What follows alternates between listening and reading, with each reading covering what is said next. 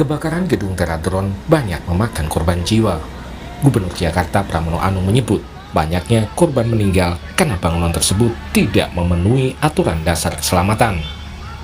Pramono memastikan Pemprov Jakarta akan melakukan pengecekan ulang terhadap seluruh gedung di Jakarta, terutama gedung tumbuh. Ini problem utamanya adalah kalau semuanya mentaati aturan pasti nggak terjadi.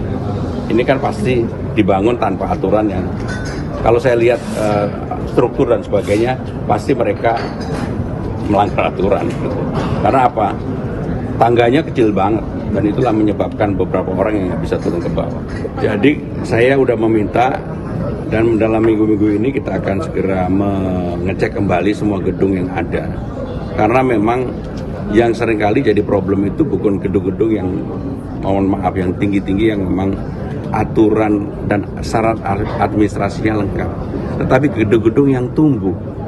Nah, gedung kemarin itu gedung yang tumbuh, kiri kanannya gedung lama, tumbuh satu-satunya gedung itu, sehingga pasti secara kelengkapan persyaratannya tidak terpenuhi.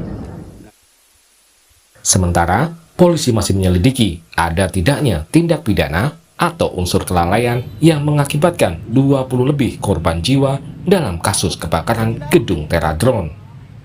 Polisi telah memeriksa 6 saksi dan akan memeriksa 2 saksi dari manajemen gedung. Melaksanakan pemeriksaan terhadap 6 orang dari karyawan, baik itu dari bagian gudang, casing dan sebagainya. Ada 2 orang saksi kunci lagi yang akan kami periksa, termasuk dari pihak manajemen. Tentunya kami berharap bahwa pemeriksaan ini bisa membuat terang dan kami masih melaksanakan penyelidikan untuk menemukan apakah ada pidana atau karena kelalaiannya yang menyebabkan korban begitu banyak. Tentunya Gedung Teradron di Cempaka Baru, Kemayoran, Jakarta Pusat terbakar Selasa kemarin. 22 orang tewas dalam kejadian ini. Tim Liputan, Kompas TV.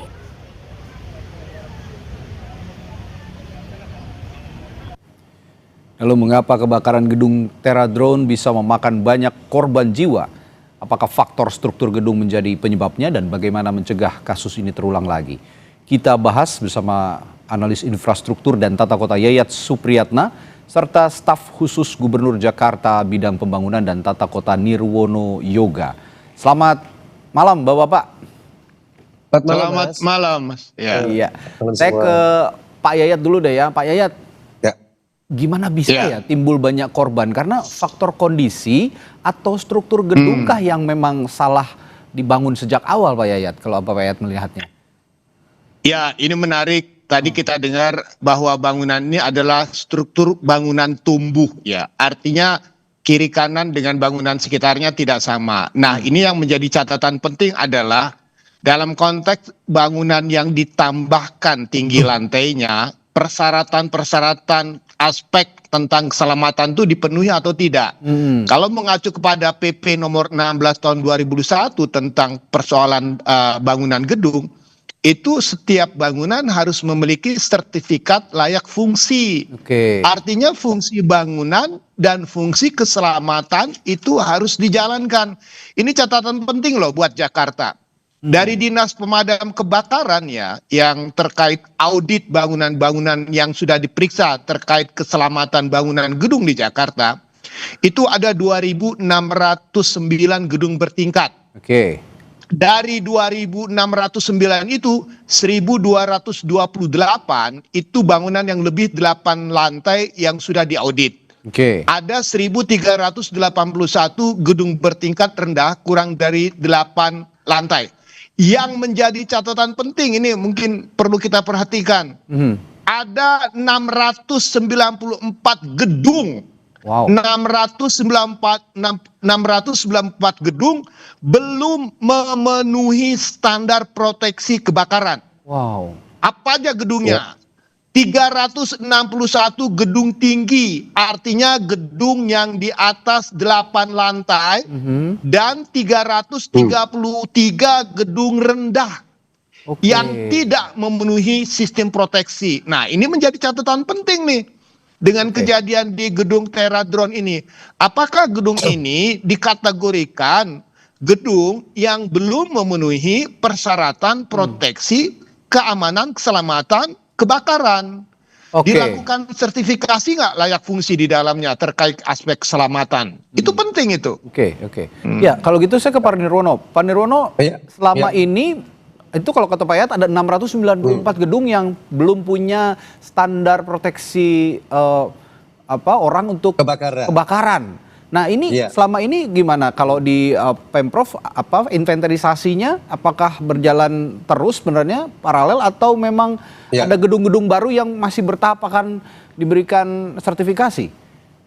Ya, jadi sampai dengan tadi siang ya, kami melakukan koordinasi dan audit ya secara keseluruhan data-data yang ada. Nah, saya mencatat ada 3 yang sedang disiapkan sesuai arahan Pak Gubernur ya. Yang pertama, saat ini Dinas Citata yang membawai bangunan gedung sedang melakukan audit bangunan yang disebutkan Pak Yayat terkait bangunan gedung terutama 8 lantai ke atas ya. Oke. Itu yang pertama. Kemudian yang kedua, Dinas Gulkarmat ini sedang melakukan karena syarat rekomendasi yang tadi sertifikat layak fungsi untuk evakuasi kebakaran ada di Dinas Gulkarmat. Nah, ini harus diperhatikan apakah gedung-gedung tadi itu memiliki tempat evakuasi.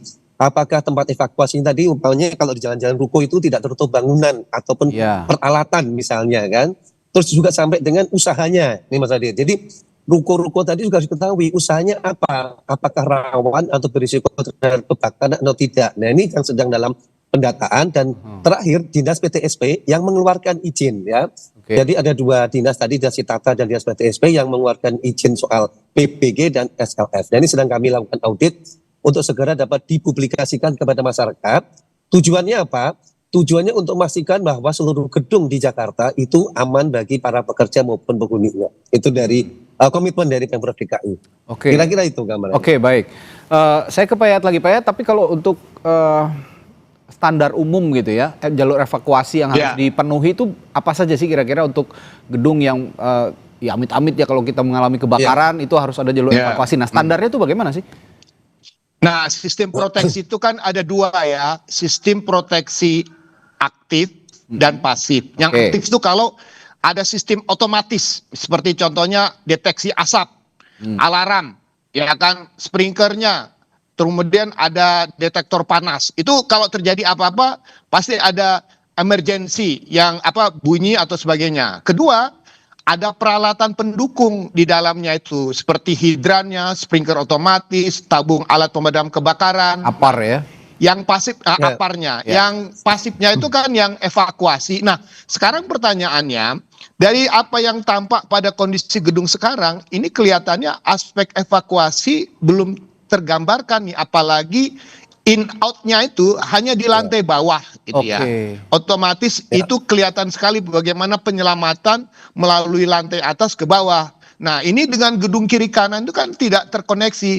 Nah, ini yang menjadi catatan penting buat kita. Misalnya contoh ya, dalam konteks penambahan tinggi lantai bangunan, itu misalnya ruko yang dirubah fungsinya, ada nggak masuk terkait masalah evakuasi. Kemudian gedung ini dilakukan sertifikasi layak fungsi terkait masalah kebakaran atau tidak. Nah, tadi juga benar tuh Pak Nirwono juga mengatakan bahwa aspek evakuasi adalah hal yang wajib ada. Nah, yang kedua yang perlu kita catat, dari jenis bangunan yang ada, yang paling penting adalah bahan bangunan yang digunakan itu materialnya tahan api atau tidak. Seperti untuk struktur partisinya. Nah, kita belajar dari kebakaran di Hong Kong coba.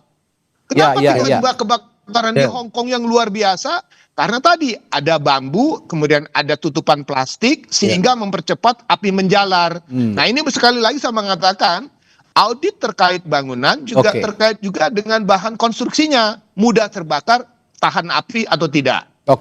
Baik. Nah, tadi kan Pak Nirwono mengatakan juga Pemprov ini akan mengecek ulang ya seluruh gedung di Jakarta, khususnya gedung-gedung tumbuh. Nah, ini biasanya bagaimana tindak lanjut dari cek ulang di gedung ini? Karena jarang terdengar juga sepertinya sekarang ada gedung-gedung yang belum memenuhi standar tapi diberikan sanksi tegas. Tapi jangan dijawab dulu ya, Pak Nirwono, kita harus jeda dulu sebentar. Kita akan tanyakan itu sesaat lagi di Sapa Indonesia Malam.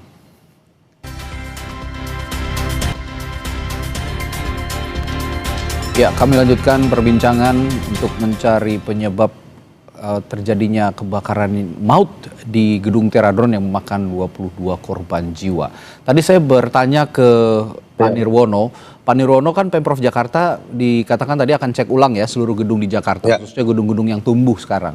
Tapi biasanya bagaimana tindak lanjut dari cek ulang gedung itu? Karena jarang juga ada terdengar misalnya ada sanksi tegas jika gedung-gedung itu belum memenuhi syarat atau belum berizin atau belum berstandar. Bagaimana Pak Nirwono? Ya, ini sedang kami kawal. Jadi kita bagi menjadi tiga tahap ya. Yang pertama, seluruh bangunan gedung kita bagi dua, antara yang lebih 8 lantai dan di bawah 8 lantai dengan kategori tahunnya ya. Ada yang di bawah 5 tahun, 10 tahun, bahkan sampai dengan 20 tahun untuk memastikan ya apakah bangunan-bangunan tersebut dalam kategori aman atau tidak. Kalau bangunan baru pasti relatif aman. Yang menjadi catatan kan bangunan-bangunan yang sudah tua ataupun bangunan-bangunan yang ada tambahan-tambahan tadi. Itu yang pertama.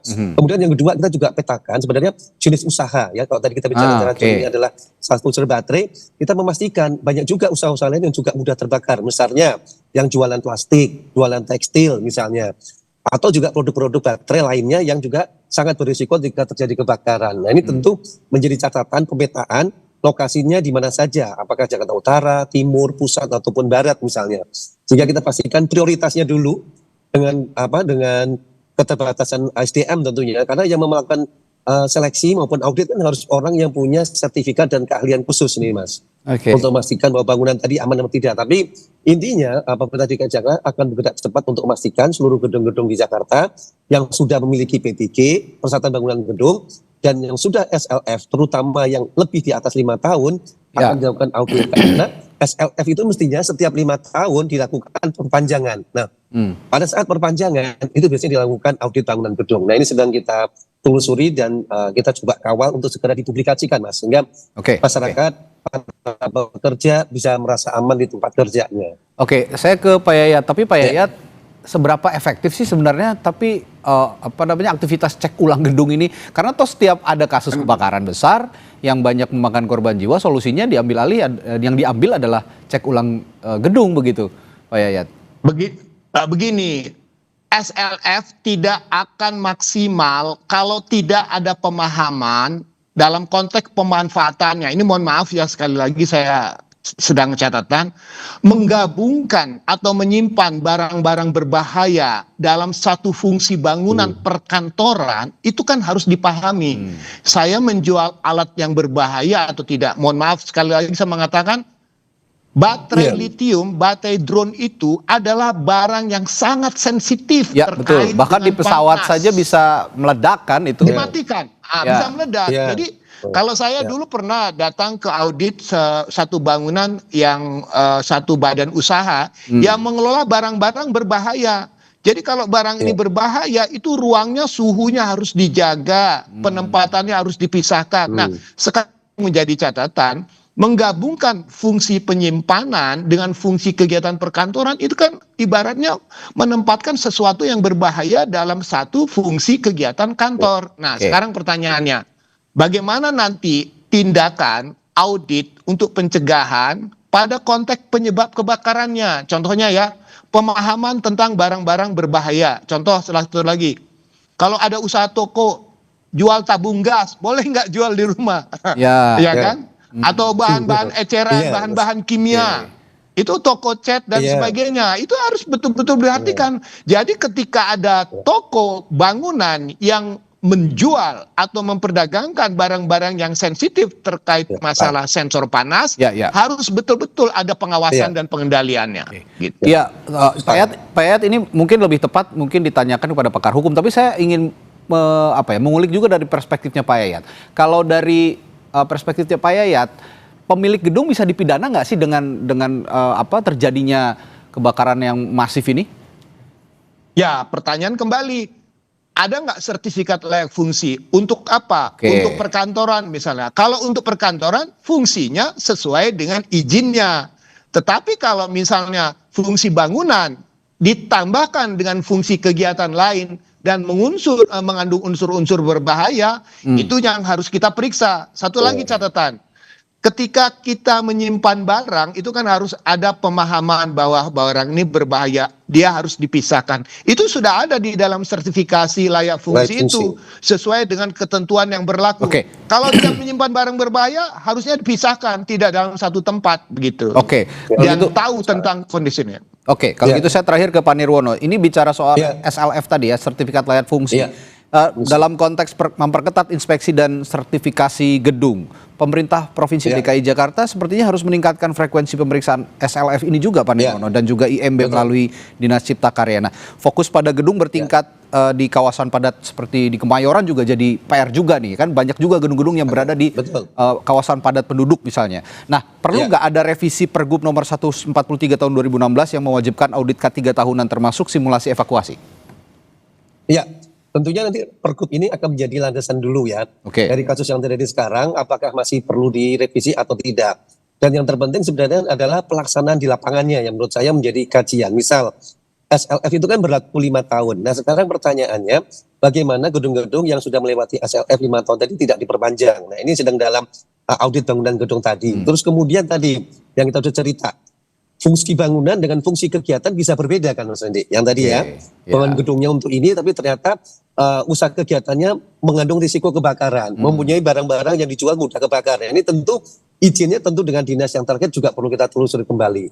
Pada Oke. dasarnya komitmen dari Pemprov DKI adalah memberikan jaminan keamanan bangunan gedung kepada para pekerja yang di Jakarta. Nah kita berharap nanti dalam waktu dekat kami bisa mempublikasikan bangunan-bangunan gedung mana saja yang dalam tanda petik ya, yang perlu menjadi perhatian bagi masyarakat Jakarta. Kira-kira itu. Oke, baik. Banyak juga sepertinya PR-nya Pemprov DKI beserta Ya. Pak Nirwono ini ya. Apalagi kalau kata Pak Yayat ada 600 lebih ya Pak Yayat ya gedung yang Ya, belum betul, di ini yang harus disisir 694. satu-satu. Iya, betul. Baik, Ya, baik. betul. Baik, semoga Ya. tapi tidak terjadi lagi hal seperti ini karena sangat-sangat memilukan. Ada 22 korban Betul, loh ya. yang meninggal dalam Ya. peristiwa kebakaran, itu termasuk korban yang sangat banyak dalam peristiwa kebakaran. Terima kasih Betul. pengamat Ya. infrastruktur tata kota Yaya Supriyatna dan staf khusus Gubernur Jakarta bidang pembangunan dan tata kota Nirwono Yoga telah bergabung bersama kami di Sapa Indonesia Malam hari ini. Terima kasih, sampai jumpa lagi, selamat malam. Selamat malam. Malah.